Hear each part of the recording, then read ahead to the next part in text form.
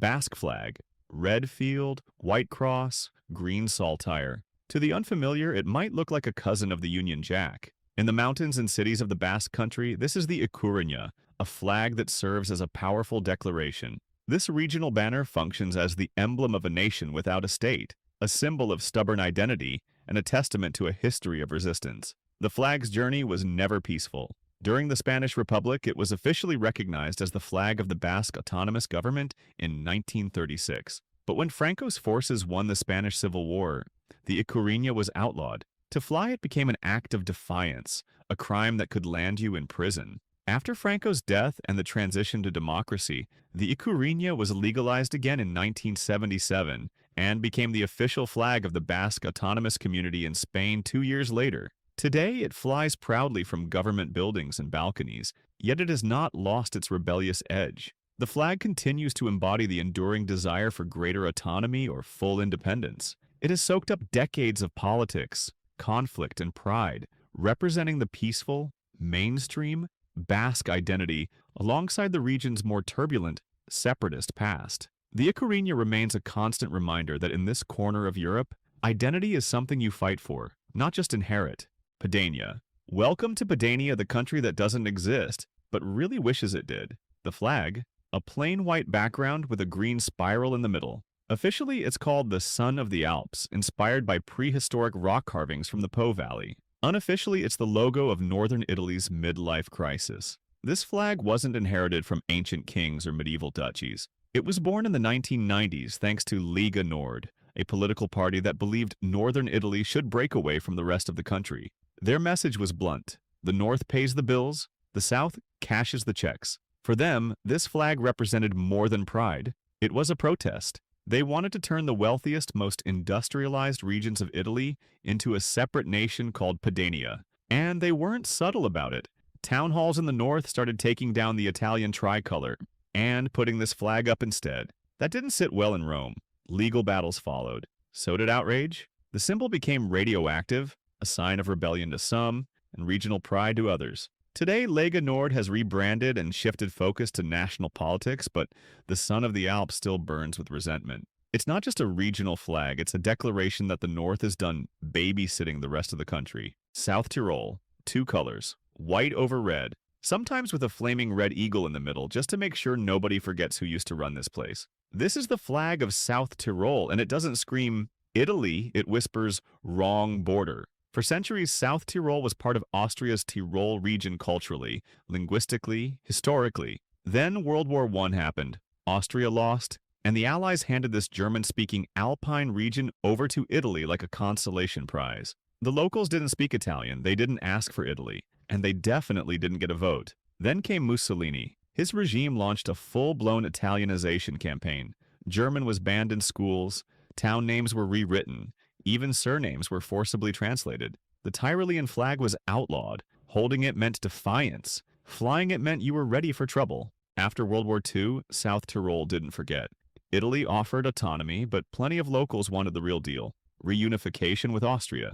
In the 1950s and 60s, separatists took things further. Bombings, sabotage, a low-key insurgency. And through it all, the red and white flag was the backdrop. Less of a symbol, more of a statement. Today, the violence is gone. South Tyrol is one of Italy's richest and quietest regions. But the identity crisis? Still hanging from every balcony. People speak German, follow Austrian traditions, and fly the eagle, while technically being part of Italy. The flag doesn't start fights anymore, but it doesn't let anyone forget that some wounds never healed. They just got buried under snow and tourist brochures. Galicia.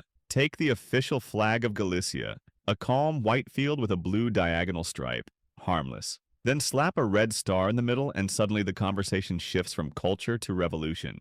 This modified version is called the Estrellera, or the Starry One. It's Galicia's answer to Catalonia's Estelada, a regional flag upgraded into a political manifesto. But where Catalonia yells independence through civil referendums, Galicia does it with a left hook. The red star isn't just decorative, it's a full-blown communist flex, signaling that Galicia doesn't just want out of Spain, but it wants out of capitalism. For many, this flag isn't just about national identity, it's about class struggle, ideological rejection, and the dream of a socialist republic on the Atlantic coast.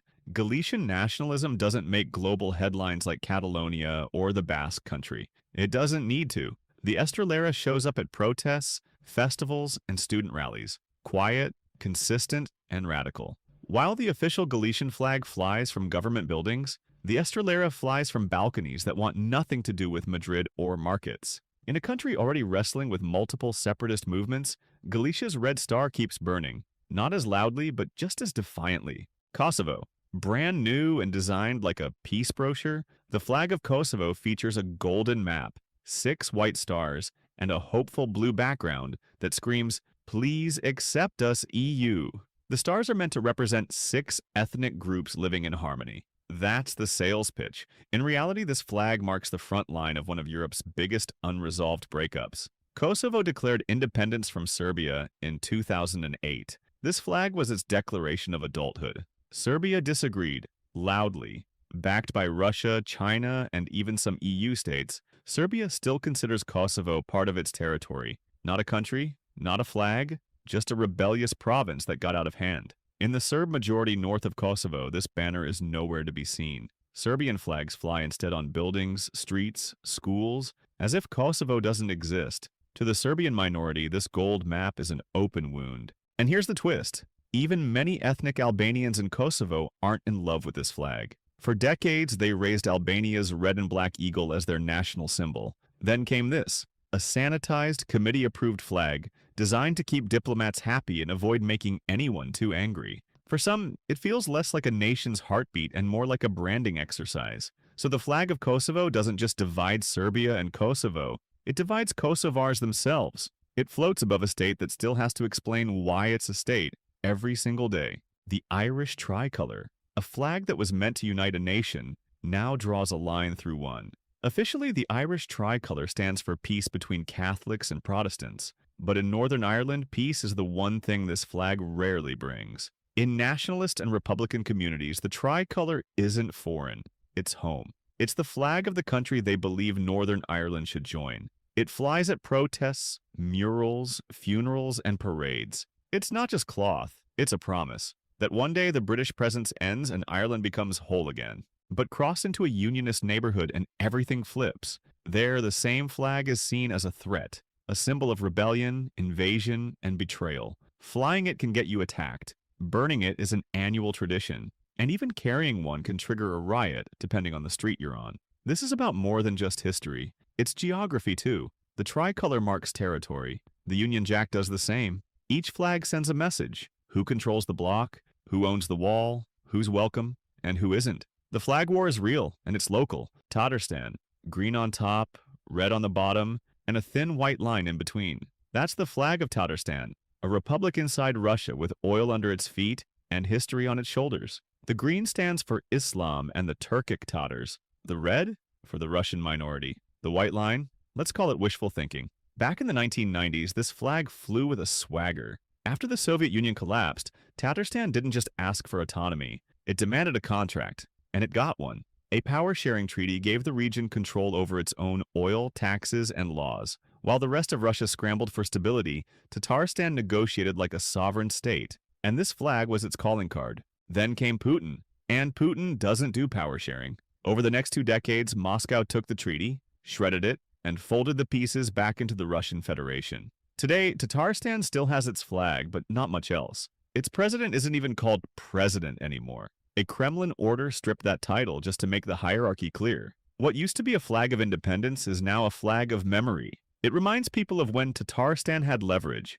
when Moscow had to ask, not just command. It still flies high in Kazan, but it no longer speaks with the same authority. It whispers instead, quietly echoing the past in a country that doesn't like reminders. Donetsk, black, blue, and red. This is the flag of the Donetsk People's Republic, a self-declared state, a Russian proxy, and one of the most radioactive symbols on the European continent. The colors are supposed to represent coal, water, and blood, but what they really mark is the front line of a war that started in 2014 and has never ended. The flag first appeared over government buildings in Donetsk, not through elections but through armed takeovers, and soon after it was joined by the Russian double-headed eagle, just in case the message wasn't clear enough. To Ukraine, this flag isn't separatism, it's sabotage.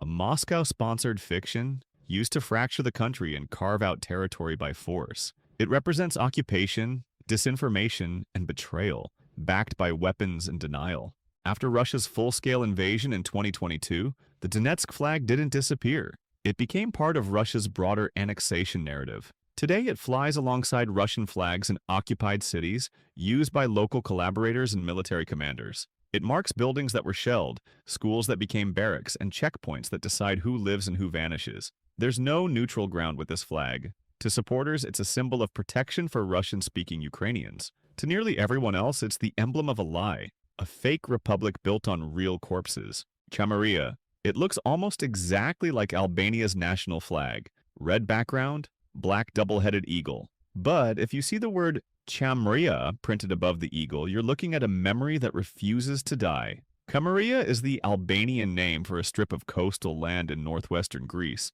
a region that before World War II was home to a sizable Muslim Albanian population known as the Chams. Then came 1944. Greek nationalist forces, accusing the entire community of collaborating with the Nazis, cleared the region with bullets and fire. Thousands were expelled. Homes were seized. Records erased. The map remained the same. The people didn't. To the Greek state, the chapter is closed. No apology, no recognition, no problem. To Albanians, especially the descendants of the expelled, it's unfinished business. A crime denied, a homeland stolen. And this flag, with its familiar eagle and defiant name, is how they keep the issue alive. The flag of Chamaria doesn't fly from official buildings. It flies at protests, in exile communities, and on posters demanding property restitution, apology, and return.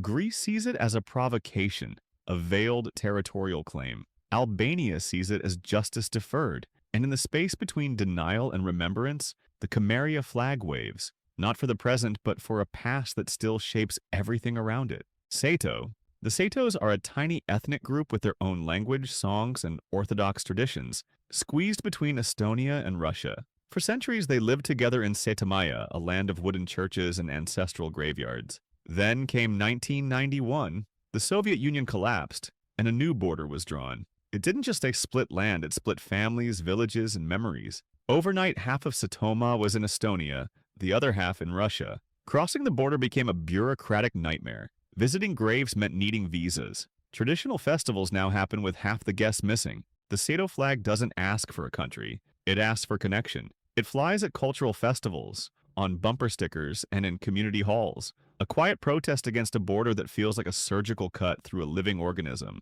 No guns, no wars, just the slow erosion of an identity caught between two flags that aren't theirs. The Satos aren't demanding independence. They're demanding remembrance, a chance to speak their language, visit their land, and keep their brooch-shaped heritage from vanishing into a footnote.